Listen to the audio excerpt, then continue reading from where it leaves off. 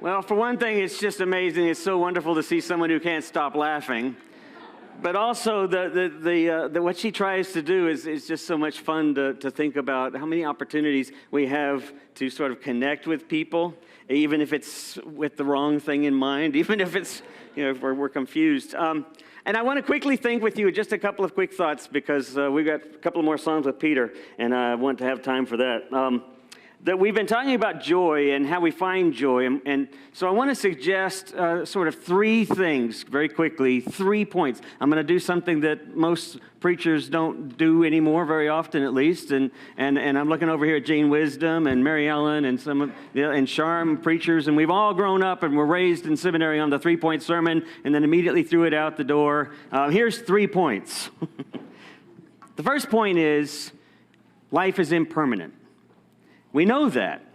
We know that. We've been talking about that. We understand that. We realize that that's kind of the ground that connects us all is our own mortality. But life is impermanent. Things are impermanent. Things don't turn out the way we want. We would like things to be A, B, C. We kind of grow up with this conventional style of learning. We grow up with this conventional style of wisdom where A plus B equals C, where there's a beginning, middle, and end to all stories. And our stories have beginnings, middles, and ends. And they're supposed to follow along a certain sequence. But as we've shared before in here, we all know that we have more twisted routes on our paths than straight routes. And so learning to let go of things is a challenge because we have what some would call in sort of meditative circles and mindfulness circles would call the monkey mind. We have this chattering mind that keeps wanting to see things a certain way, and we can't let go. That's a challenge for us to learn to let go. And it's interesting because the very story of Christmas is really a story about letting go. Now, in its most mythical sense, maybe it's this story of God letting go of his son, but in a more realistic sort of sense here and now in the 21st century, what is happening is life itself is now becoming sacred. We're now aware that all of life is sacred. It's always been sacred, and Jesus is the representation of that. Jesus is the incarnation, the representation of all of life being sacred. So it's hard to experience that sacredness because of the challenge of letting go. Some of you might remember this little parable about the hunters that went out and how they would trap monkeys, and they would take a coconut shell, cut it in half, the coconut, and then they would empty out the half shell, and they would cut a hole just big enough for the monkey to stick its hand through, right? But once it would grab whatever's in there, the bait, it couldn't get out because the hole was too big for the fist. Not too big to squeeze your hand through, too big for the fist that's holding on. And so they would trap monkeys that way. They would nail it down or fix it down to the ground. Monkey would try to grab it and then stuck because it couldn't let go. It was trying to pull out what it had taken. And that's so true for our lives. It's so true for how we deal with things, how we deal with one another. At Christmas time, when we get together with family, if I had to give you 3 rules, these rules apply for family. If you're going to find yourself with that person on the opposite side of the political spectrum, on the opposite side of the impeachment trials, on the opposite side of the religious spectrum, on the opposite side of the LGBTQ spectrum, you're going to find that, right? We all have these in our family. My family's here, so I'm not going to talk about them. But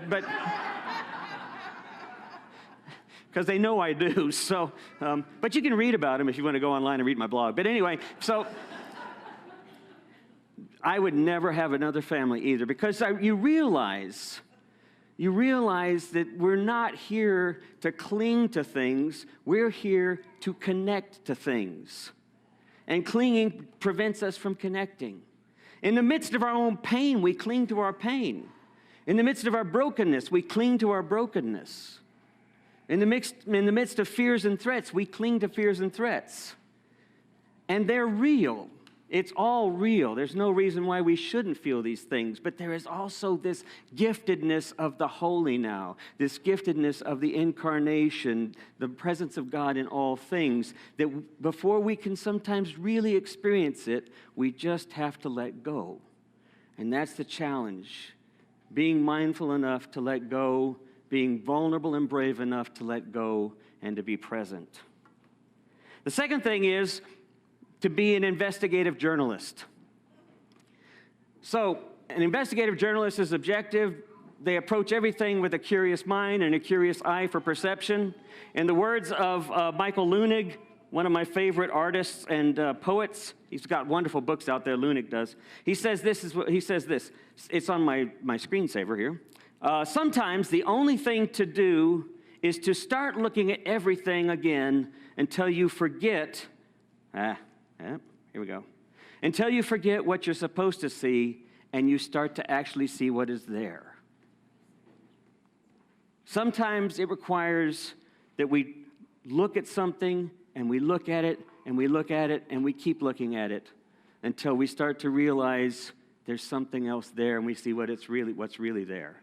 That's the way I think we sometimes have to deal with our pains. That's the way I think we have to sometimes deal with those who disagree with us, or with those with whom we are displeased, or with our moments or our situation. Whatever we find ourselves, we have to learn to be willing to look at it, to sit with it, to not judge it, but to look and to look again until we start to realize what's really there. Because at the depth of my being, what I most deeply believe is that all of life is sacred, that everything is holy, and it's only a matter of learning to let go and to pay attention when we begin to experience these fun, crazy, strange moments in life.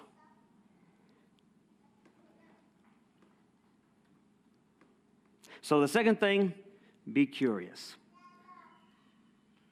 When I was a kid growing up, one of my favorite things to do was to go to the Christmas pageant, the story of the birth of Jesus.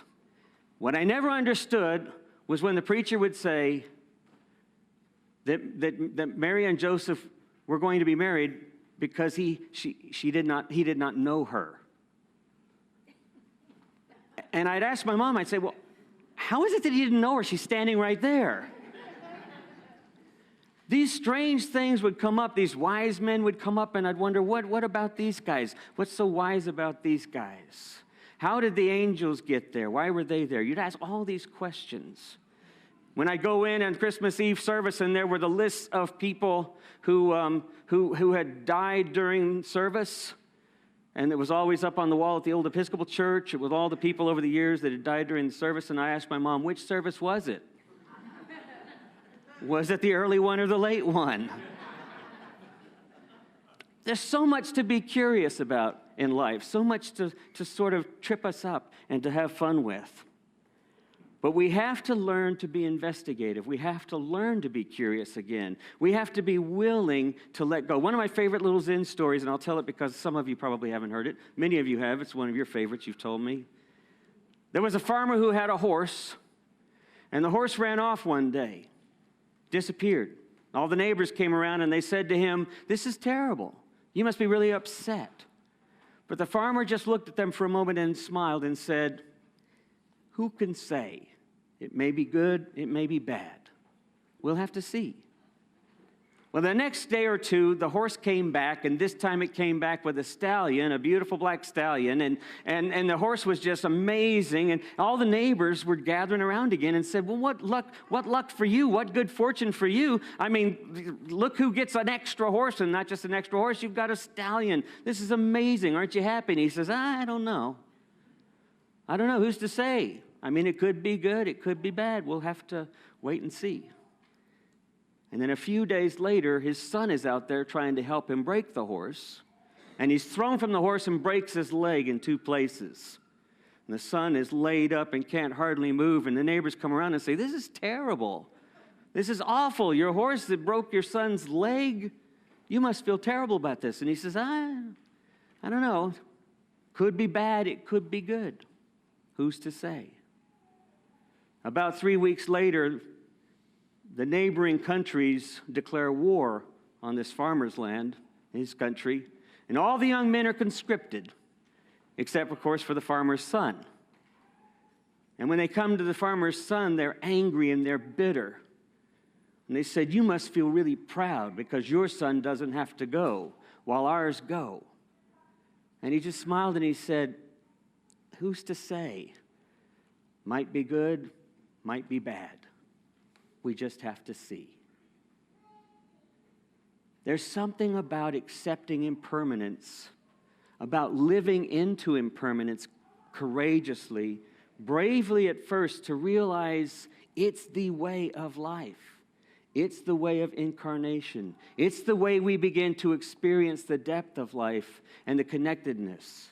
If you look at trees, you realize what's going on above the trees is not half as exciting as what's happening down underneath the trees. Because underneath the trees, they're all communicating. They're all connecting with one another, with all of life, with the grass, with the soil, with other tree roots. There's this base note, as Rob Bell calls it, this base note that's at the depth of our being, that when we can begin to let go of things, when we begin to loosen our grip and live bravely into the moment with more curiosity, when we begin to do that, we begin to discover something at the very depth of all of our beings. That in fact, it's the one thing we all share together, this depth of impermanence and possibility, always hand in hand. So I had asked them to do this song. It's not on your list, but I'd asked Peter at the beginning to do this one. The band didn't really know it or have charts, and yet there they go. Still don't. They just jumped right in and did it. Because point number 3, what if love is all that it is? And I got to thinking, if an alien came and investigated the earth and saw us walking around with our dogs, you know what they would conclude? They would conclude that dogs are the leaders. And they pull people behind them who carry their bags of feces with them. Because that's what it looks like, right?